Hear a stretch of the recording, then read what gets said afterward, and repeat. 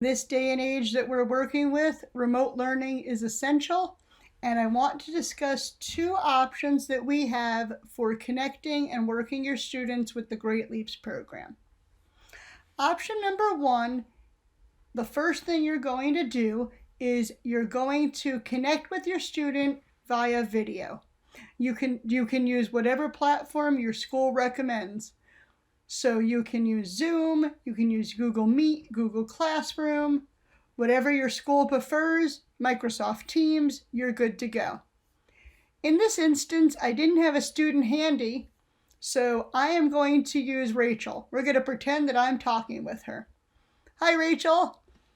So once you're connected with your student, you're going to move them over to take up about 1/3 of the screen. You may have to resize that window. So you can resize the window however you need to get them to take up about 1/3 of the screen. You can stretch them all the way out. Once you and Rachel are connected, you're both going to go to digital.greatleaps.com. And that window, when you open it on your side, will take up about 2/3 of the screen.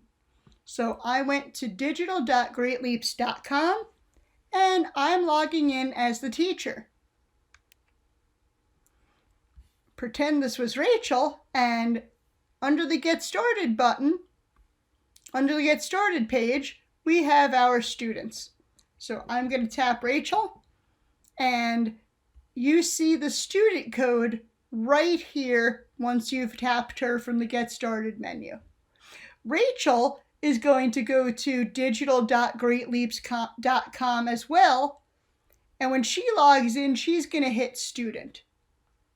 She's going to put in your teacher username in the teacher username spot, and this student code you're going to get to her to put in her device.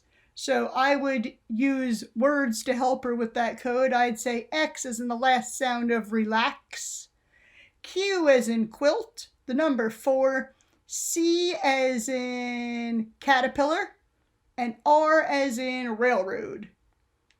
Rachel would put that information into her online device, and off we'd go. That is how you connect for option number one.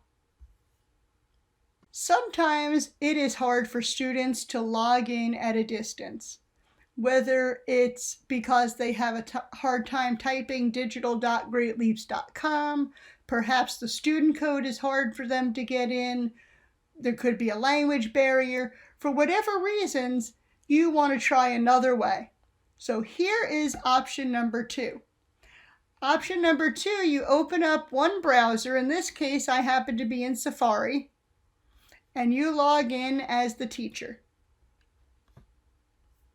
You find your student, and now instead of getting that information to your student, you're going to open up a second browser. So in my case, if I'm on Safari now, I'm going to go to Firefox. You could also use Chrome.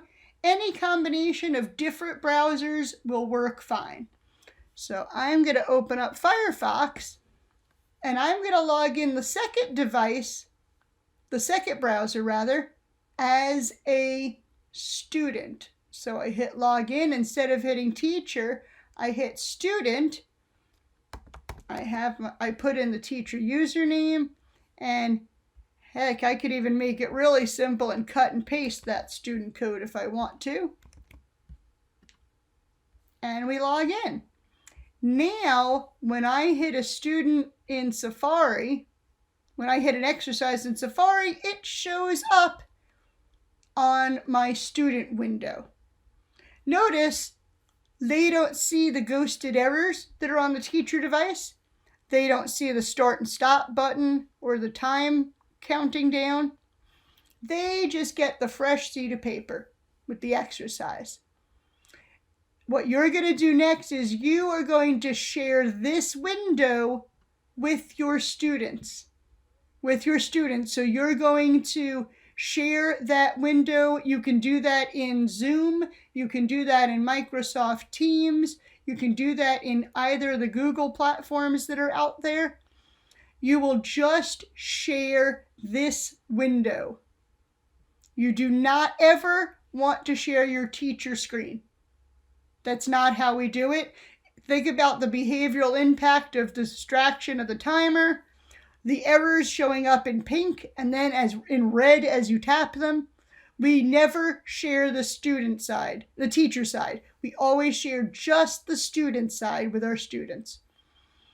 You'll work the exercise with your student. Let's say your student had an error there today, there. They're really having a hard time with that first line. They goofed on that L, and they got up to there in 60 seconds. We're going to hit submit, and then we're going to go over to this window, which could be anywhere. We don't have to be able to read it while we're working. We're going to go back to the exercise list, and then we're going to hit phrases, and there's the phrases exercise. Here is what the student sees. Here's what you see. Likewise, we do the same with stories. And that is option 2. So with option 2, your student does not have to log into the program. You are running the student view from your computer as well.